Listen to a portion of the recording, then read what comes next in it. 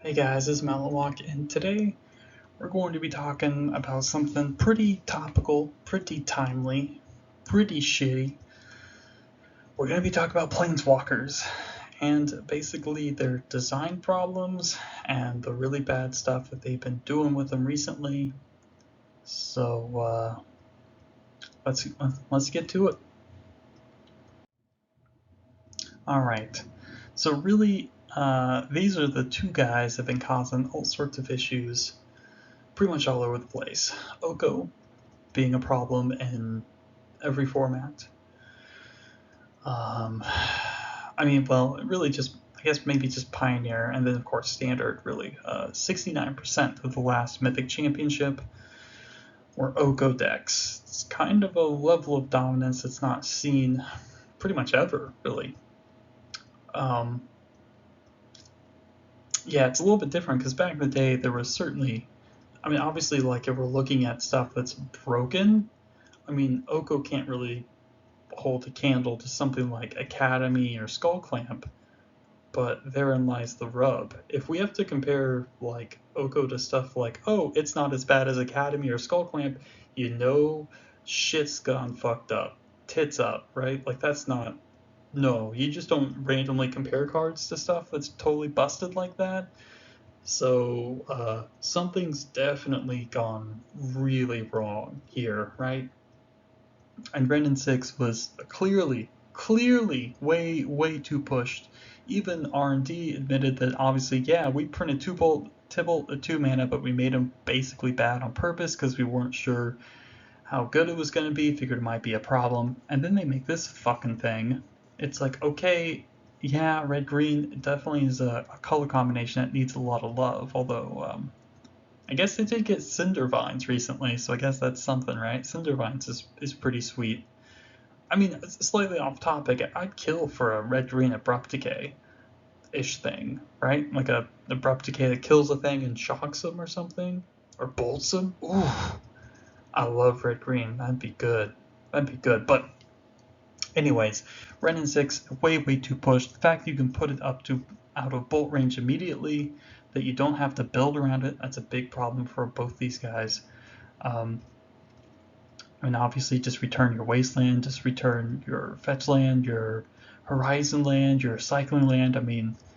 I guess you kind of have to build around it a little bit, but not really, because it, is like so easily slots into decks like lands or whatever. First turn off a Mox Diamond, kind of insane. It's like a Crucible that will eventually kill them.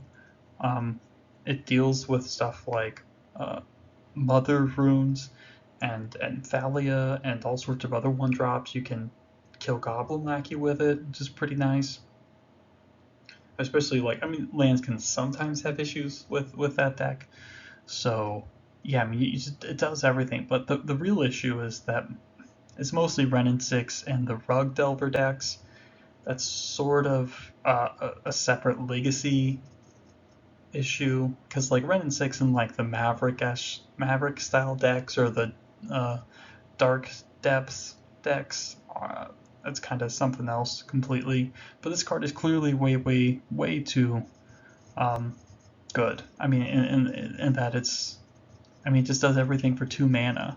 It disrupts them, it gives you card advantage, and even has a game winning ultimate. You can just bolt them to death. So, yeah, that's not exactly a good design.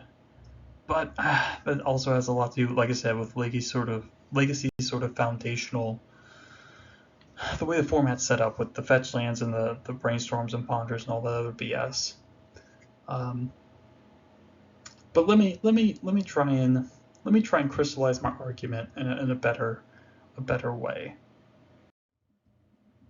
Okay, so think of Planeswalkers as engine cards, but instead of like these older engine cards, you had to build around.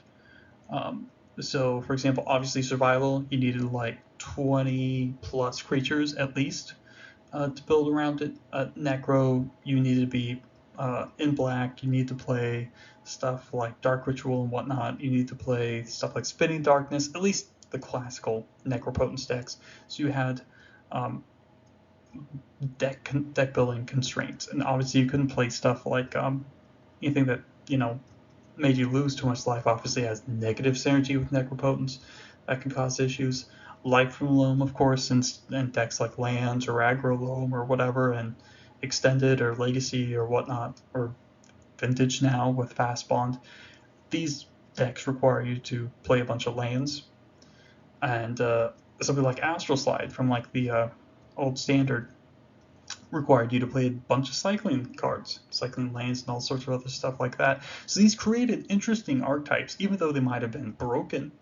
Say, for example, Survival and Necropotence, they at least required you to build your deck in particular ways that made it interesting, right? These were different, not just like, I can just put this in my Xerox deck, my blue XX deck with a bunch of fetch lands or something, or if I'm playing, blue and green, I'll just jam OKO into everything. That kind of stuff is not interesting.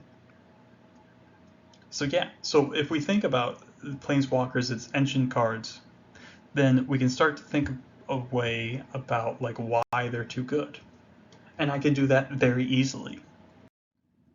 Now I don't know if I'm probably not the first person to make this kind of point, and I know people have said it without saying it explicitly, but the biggest problem is that Planeswalkers are too binary in a lot of instances, where they can just snowball out of control. You even in some respects where some Planeswalkers were miserable to play against, but maybe not ban-worthy, say like Gideon Ally of Zendikar, where he's just shitting out 2/2 knights for literally no cost, and he can like ultimate super easy, he can become a big beat stick super easy, and still dodge wraps, so he's good against like go wide stuff, he's good against like going tall stuff, he busts all your dudes as his ultimate, but his ultimate you can do multiple times even.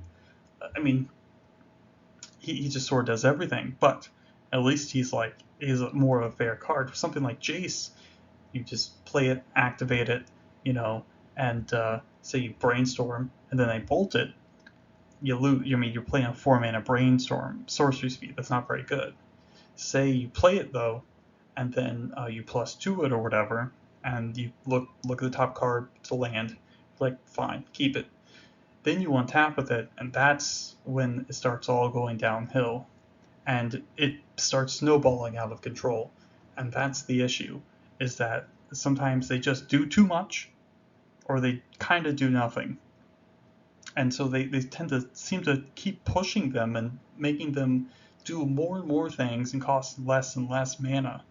I mean, stuff like, I thought Liliana of the Veil, or uh, the other 3-mana Liliana, whose name I can't think of off the top of my head. The one from, was it Shadows or crap? I can't remember. Anyways, I thought those ones were really, really good, but like OKO was just totally.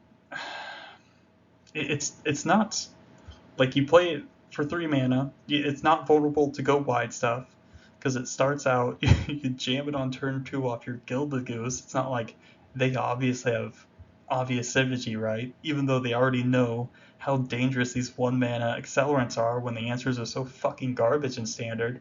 Like, well, here's another one, and then, oh, when it's not ramping you, it also produces food, so you can sack the food to. I mean, it just does stupid amounts of shit. It's basically like a noble hierarch in this kind of deck.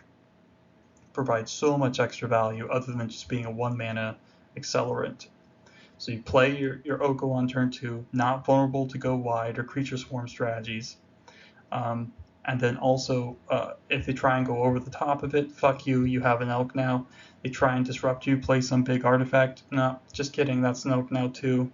I mean, while you're trying to play Magic, they're just playing Elk Simulator on you, and you can't do anything relevant. I mean, that's why the Field of the Dead decks were so good, and why OKO wasn't as good, because they can obviously just spew out shitloads of 2/2 zombies, just swarm them to death. They just ramp and then go nuts. But without that there, I mean, obviously, yeah, like 3/4 of the field is like on field decks, or on mono green or whatever, so, or excuse me, not mono green, but green decks in general. I mean, obviously all the supporting cast is causing problems too, so it's not just OKO. There's some Veil of Summer, Summer's Veil, or whatever the hell it is, in the sideboard, Gilded Goose, Wicked Wolf, Once Upon a Time. I mean, and the fact that these cards just can curve into each other is just, it's so stupid. And that's a big problem. And so I think OKO really does the snowballing thing way too fast. Whereas like at least Jace was 4 mana, at least it required you to be like, okay, at least in standard, oh, I gotta play these. Well, I guess Jace didn't really require any deck building concessions, so I probably shouldn't try and do any sort of apologetics for Jace. But yeah, it's just ridiculous. Like, if they do nothing, maybe you just get Blightning, then they kill your Jace and they attack you with the Bloodbraid or whatever. But yeah, without those safety valves there, obviously Jace took over the format once Jund rotated. And OKO, I mean, there's like nothing really that you can do. I mean, at least in something like Legacy, you can Red Blast it or whatever. They have stuff like Force, but I mean, Red Blast is a sideboard card, and Force requires you to play blue decks.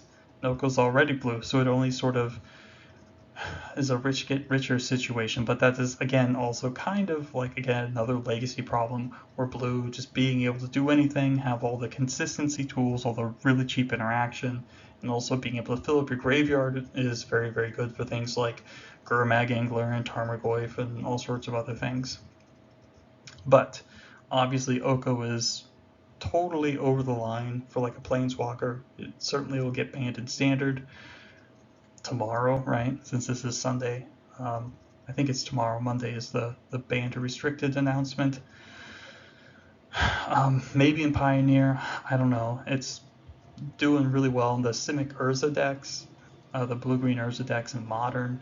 OKO's doing pretty crazy stuff. OKO is shoring up a lot of the weaknesses of the Rug Delver deck, although it's more Ren 6 is the problem there. Same sort of design problems where just Planeswalkers push too hard, right?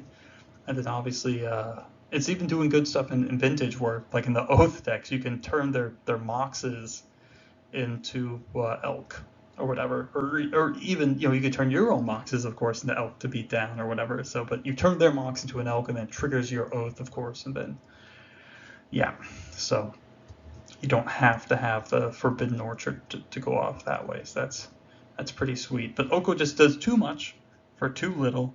It's too easy to get out. You can ramp it out really easy. At least like Liliana required you to be like, I don't know, play Deathrite Shaman, which is banned in most formats, or Dark Ritual, right, which is a big cost. But OKO just doesn't have that cost, or the old Cobblade decks where Jace didn't really have much of a cost either. I guess you had to play Squadron Hawk or something, kind of.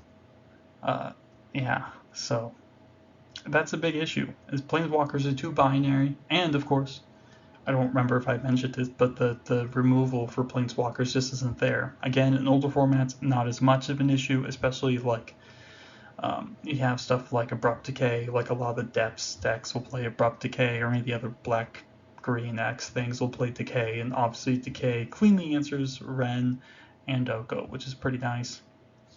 A lot of the lands decks will play Decay. But yeah, these cards are so strong, and there's just no deck building cost. You can just slot them into anything, and that's not really very interesting. It's not really like skillful. Be like, oh man, I really have to do X and Y and have to maneuver around these things. It's like, okay, they didn't kill my OKO when I played it. I'll turn their Eye of the Reliquary into a 3/3. I'll plus it and get a food token. It's like, oh, I guess I don't lose to burn this game. It just gives you so much insulation against aggressive strategies. They can't really go over the top of you for the most part, these cards just do too much for no cost, and they're too hard to answer in a lot of the time, and that's not good. That's obviously pretty bad gameplay, pretty unfun, Yeah, and the decks just all end up kind of looking the same and doing the same stuff, So, yeah.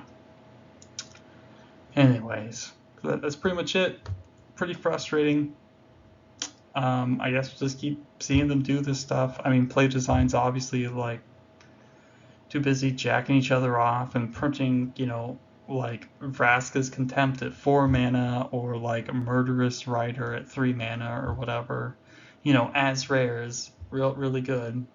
You may, answer them on parity, maybe, or not.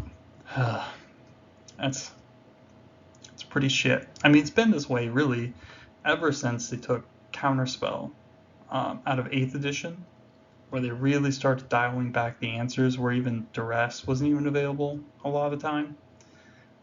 That's not interesting. Like, I mean, it's not interesting. I mean, it seems like they're really doing I mean, this is kind of like a common criticism, but they're doing this like, oh, we need to make it so people play fatties and stuff, and oh, it's so much more interesting to watch them play all these like big fat creatures and da da da da da and all these other things, and then these 3 mana rare like removal spells and stuff. It's like, come on, dude. Like, that's so dumb. That's so dumb. I hate it. I really hate it.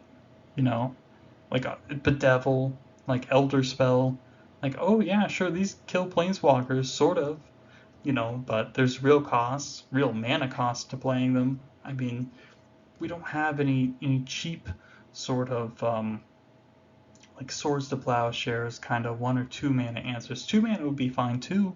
I mean, I wish they would print in something in like Modern Horizons, or if there's like some sort of new Eternal Masters thing, they'll print a new one, or something in the fucking Commander decks.